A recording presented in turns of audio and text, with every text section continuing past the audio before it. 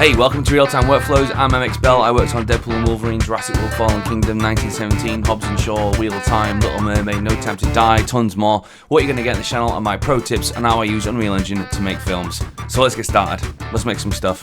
See you down the road. Right, let's talk about sequence naming, alright? It sounds boring, it's fucking super important.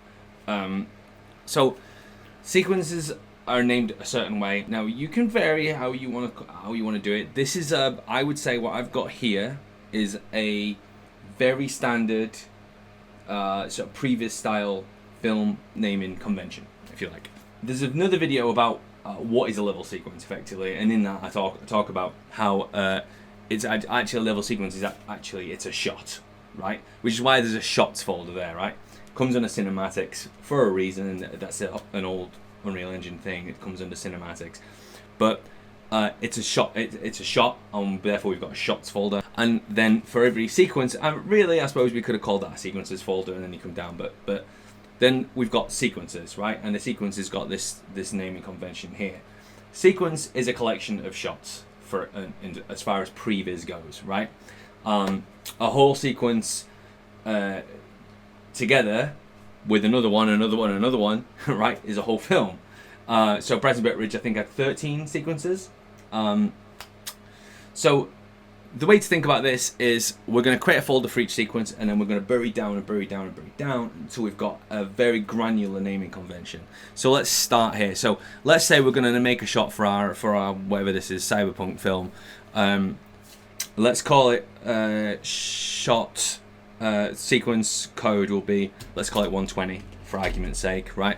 And let's say this is the market sequence, right? So it could be called something like MKT for market, or MAR for, this is usually what happens on films, there'll be these abbreviated things. It'll be like so-and-so walks into the market, so-and-so confronts someone at the market will be kind of the name of the sequence, and then whatever. So let's just call it MKT, right? That's the kind of, that sounds to me, I've worked on a lot of movies, that sounds like the kind of code you would get, MKT. Because then that's how you refer to it when you're working on it. It's like, oh, how are you doing on MKT? Is that all right? You know, that's what happens.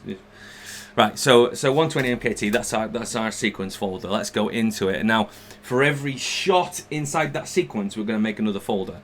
And that folder is going to look like this. 120 MKT, and then shot code. Shot codes, a bit like the sequence codes, must start at a certain number. You don't want to start at 1 and go to 2 and go to 3.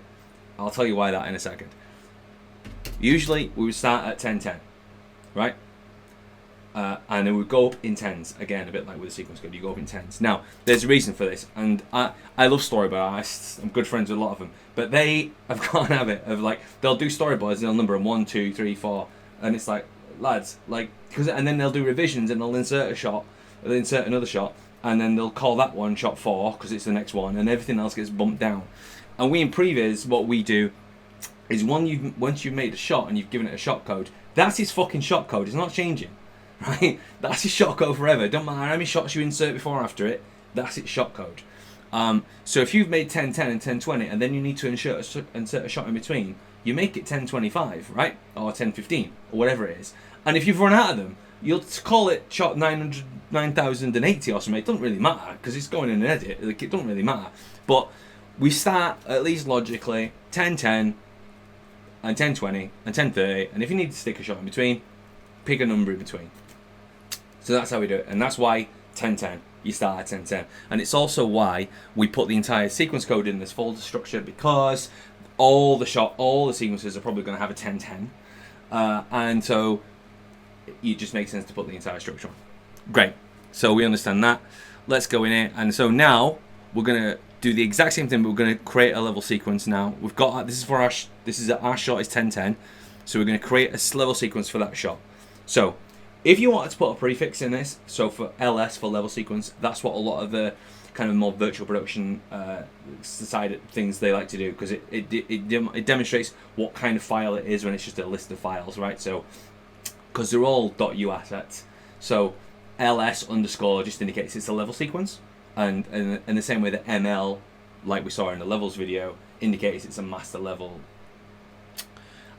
I'm not going to bother here. If you want to do that, if you've got a client who wants that, then they might ask for that. That's fine.